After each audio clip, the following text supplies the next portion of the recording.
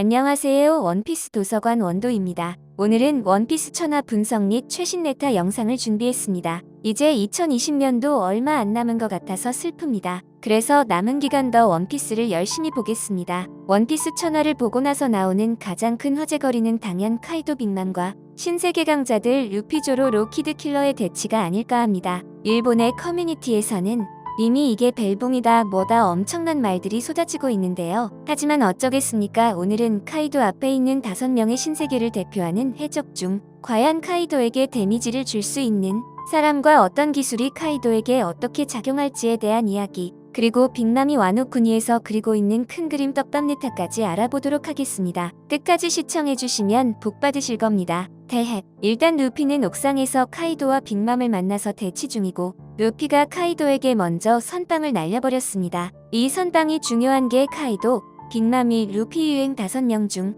누구 한 명을 골라서 먼저 죽이거나 치명상을 주기에 힘들어졌습니다. 왜 갑자기 이런 말을 하냐고 하실 수 있지만, 이런 소년 만화들의 보스전 전투 영상을 보면 일단 드래곤볼을 예로 들겠습니다. 프리저 또는 셀전을 보면 항상 가장 먼저 손오공 일행에 누군가를 희생시키고 전투 분위기를 고조시킵니다. 그리고 주인공들의 심리를 흔들어 놓고 자신의 강함을 살짝 보여주고 시작하는 클리셰가 있습니다. 저 역시 오다가 드래곤볼을 좋아하기에 킹리적 가심으로 킬러를 먼저 카이도나 빅맘이 호기롭게 처치하고 시작하지 않을까? 뇌피셜을 살짝 생각해봤는데요. 그건 아니었습니다. 루피가 먼저 선제 공격으로 카이도를 쳤기 때문에 일단 포커스가 루피에게 맞춰져 버렸습니다. 만약 루피가 이것까지 계산해뒀다면 레알 감동일 것 같지만 과연 그랬을까 의문이 드는 건 사실입니다. 하지만 오다가 시간차 공격으로 루피한테 맞은 건 카이도지만 갑자기 옆에 있던 킬러나 로우키드에게 치명상을 입히는 그림을 보여줄 수 있습니다. 하지만 뭐 확률은 낮을 것 같습니다.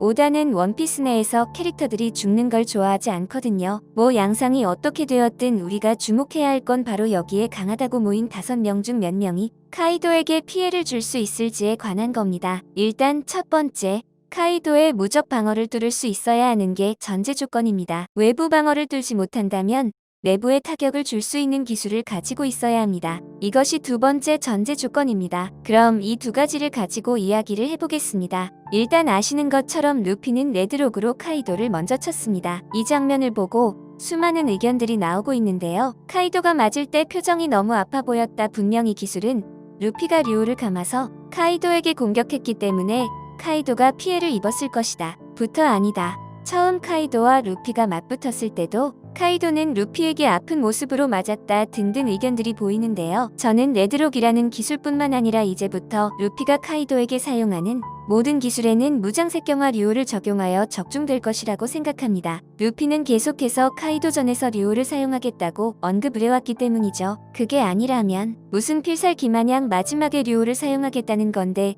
그건 아니라고 생각합니다. 그리고 루피는 과거 기어포 상태에서의 평범한 기존의 기술로는 카이도의 표면에 치명상을 줄 수 없다는 걸 알고 있기에 류오를 사용하여 내부를 타격할 수 있는 기술을 연마하는 모습을 보여줬고, 효연감과는 기존의 방식과 다른 외부에서 심대한 타격을 줄 수 있는 류오를 응용한 기술을 연습하는 모습을 보여줬습니다. 심지어 직접 카이도에게 접근해서 타격하는 근접 기술 말고도 원거리에서 투사체를 발사하는 형식의 원거리 타격까지도 가능해 보입니다. 자, 그럼 일단 루피는 류오의 응용으로 내부 외부 모두 카이도에게 치명상을 줄 수 있는 기술을 가지고 있다고 보여집니다. 그 다음으로 가능성이 있는 강자는 바로 조로입니다. 조로는 일단 무기에서 먹고 들어갑니다. 용을 베는 검 엔마 그리고 흑도 떡밥을 가지고 있는 화도일 문자까지 운용을 하고 있습니다. 거기에 키네몬이 현재 싸울 수 없는 상태까지 몰려있는 상태에서 연분소드까지 응용할 수 있는 상황입니다. 이미 카이도, 아카자야고 남자와 전투에서 연분소드의 능력은 모두 확인하셨을 겁니다. 카이도의 강력한 기술 중 하나인 보로브레스를 무력화시켜버렸죠. 그리고 조로는 이미 와노쿤이 전투에서 흑도를 각성할 것이라는 떡밥과 네타가 흘러나오고 있으며 실제로 내용에서 그렇게 진행되고 있습니다. 여기에서 흑도가 필요한 이유 중 하나, 일단 검과 패기가 혼연일체로 작용한다는 점, 그리고 흑도는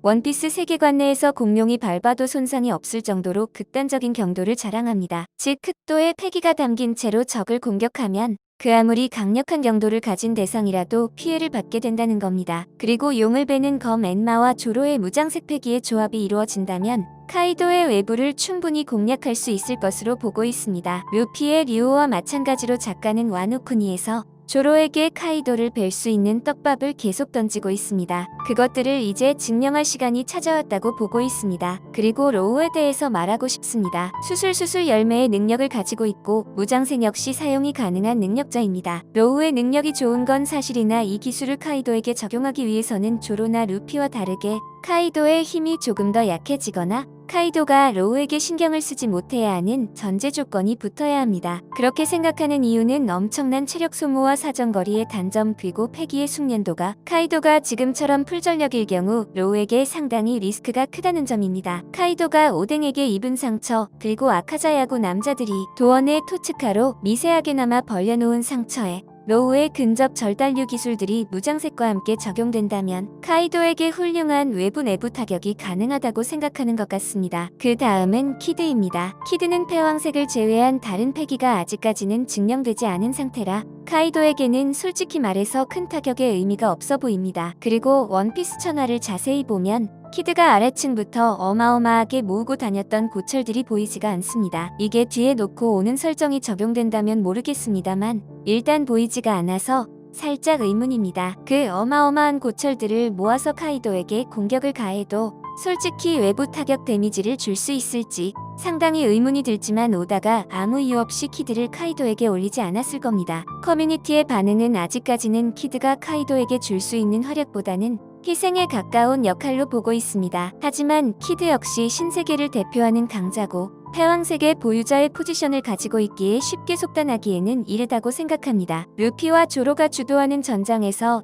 로우와 함께 서브 포지션에서 전투를 진행할 것으로 보여집니다. 킬러 역시 같은 맥락으로 보시면 편할 것 같습니다. 그리고 빅맘이 노리고 있는 빅맘의 와노쿠니 전투의 가장 큰 목적인 로드포네그리프입니다. 빅맘은 원피스 999화에서 모두 죽여도 상관없지만 미코로빈만은 살려두라고 했을 정도로 로드포네그리프에 관심이 많습니다. 즉 최종 목표인 해적왕과 원피스를 얻기 위해서는 라프텔에 가야 하는데 4개의 포네그리프의 내용을 모두 알고 있어야 합니다. 즉 쉽게 말해서 지금 와노쿠니 꼬치도읍에 있는 카이도가 가지고 있는 로드포네그리프가 빅맘의 목표인 겁니다. 카이도 역시 이 사실을 충분히 인지하고 있을 겁니다. 루피 역시 와노쿠니에서 이 포네그리프를 입수하여 로빈이 그 내용을 토대로 마지막 포네그리프의 단서를 찾고 라프텔로 향하는 길까지 이어질 수 있다고 보기 때문에 이 싸움이 정말 중요하다고 보고 있습니다. 아직까지는 카이도에게 상당한 포커스가 맞춰지고 있지만 전투적으로나 음모론적으로나 빅맘이 어떤 거대한 행동을 보여줄지 상당한 기대가 되고 있습니다. 그리고 카이도와 빅맘의 관계에서 누가 먼저 배신할지도 상당히 흥미거리로 남아있습니다. 왜냐, 2명 모두의 목표는 원피스와 해적왕이거든요. 부족한 영상 항상 시청해주셔서 너무 감사합니다. 제가 준비한 영상은 여기까지입니다. 재미있게 보셨거나 재미없게 보셨거나 보다가